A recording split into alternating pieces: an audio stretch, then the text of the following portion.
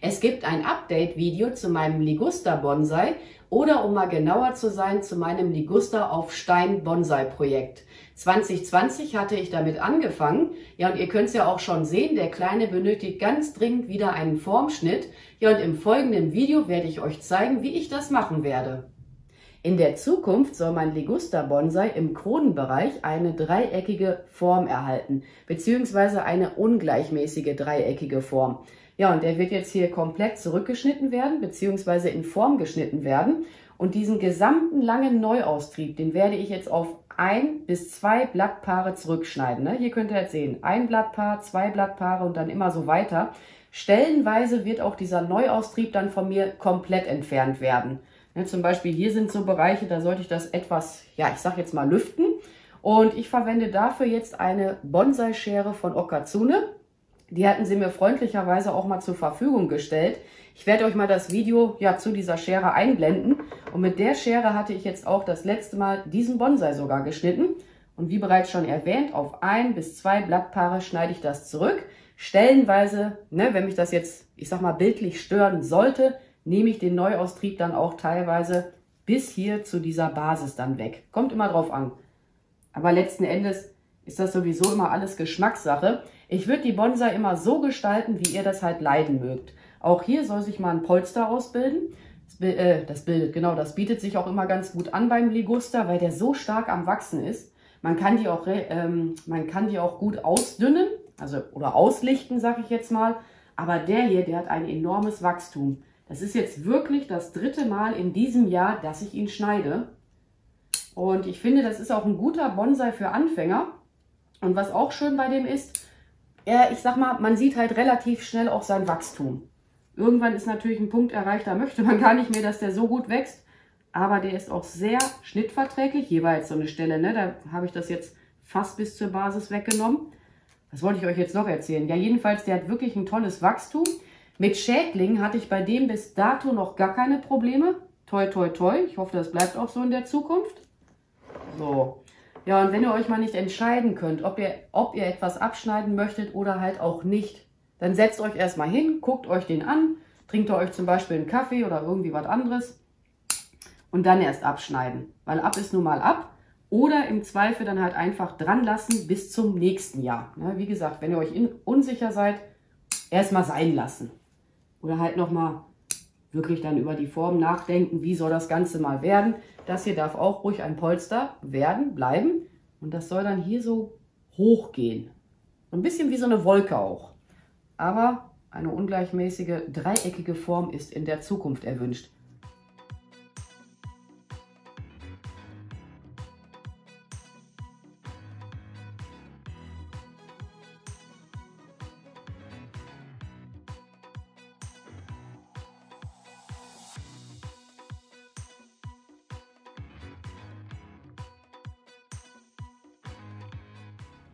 Ich habe nun den gesamten Neuaustrieb auf 1 bis 2 Blattpaare zurückgeschnitten und ich wollte es euch aber noch einmal zeigen. Hier ist ein Blattpaar, da ist ein Blattpaar und ich schneide immer so knapp oberhalb des Blattpaares. Das wollte ich euch jetzt einfach noch mal zeigen.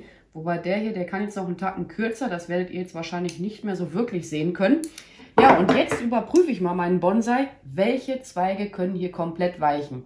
Bei dem hier bin ich mir bis heute unsicher, ob ich den noch gebrauchen kann oder nicht. Dann haben wir hier noch einen, da habe ich mir schon überlegt, Moment, den könnte man in der Zukunft mal nach unten hin wegbiegen.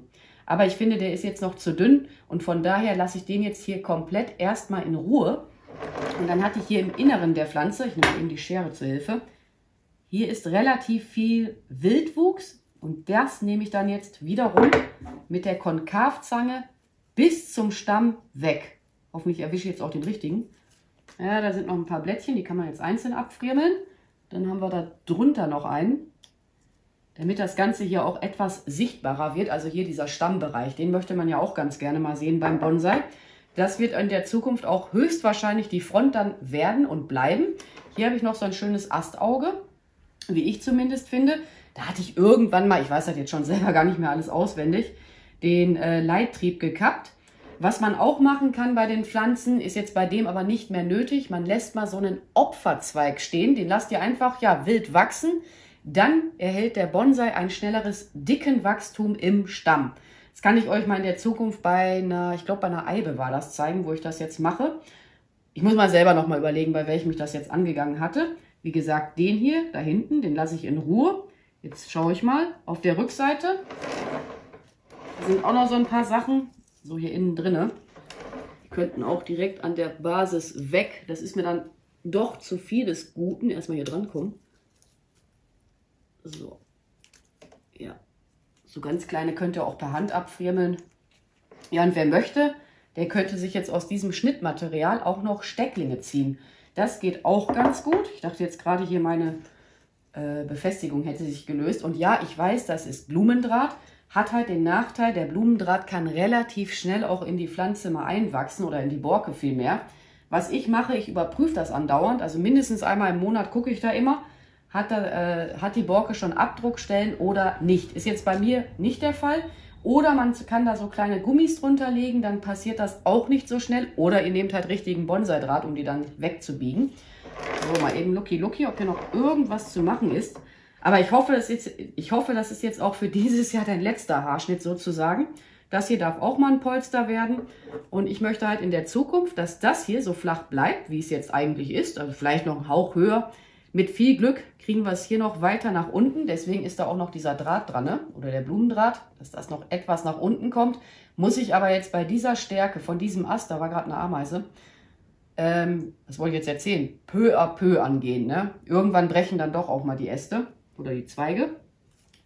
Der hier, der darf bleiben in der Zukunft. So, und dann soll der halt so in etwa mal werden. Aber ich denke, in der Zukunft, mit dem hier, das könnte was werden. Oder der wird dann doch irgendwann abgeschnitten.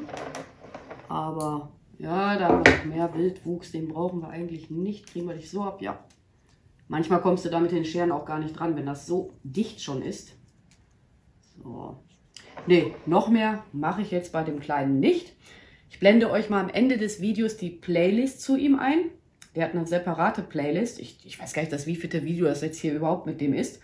Und zum Frühjahr hin werde ich das hier mal entfernen und mal gucken, wie haben sich hier die Wurzeln entwickelt, weil ich war etwas zu voreilig gewesen.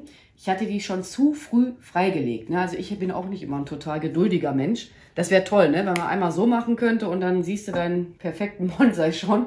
Oder wenn man halt in die Zukunft gucken könnte. Und ja, noch mehr kann ich jetzt, glaube ich, gar nicht dazu erzählen oder machen. Ne? Ich muss mal eben selber noch mal überlegen, ob ich hier noch was dran mache. Noch mehr werde ich jetzt nicht an ihm arbeiten und der kommt jetzt gleich wieder nach draußen. Bei mir hat er übrigens einen vollsonnigen Standort und er wird immer mit Regenwasser gegossen. Es sei denn, meine Regentonnen sind nun mal leer, dann bekommt der Kleine auch Kranberger. Ja, und ansonsten werde ich mich jetzt auch mal an dieser Stelle bei euch verabschieden. Ich bedanke mich fürs Zuschauen. Macht's gut, eure Pink Peach. Bye!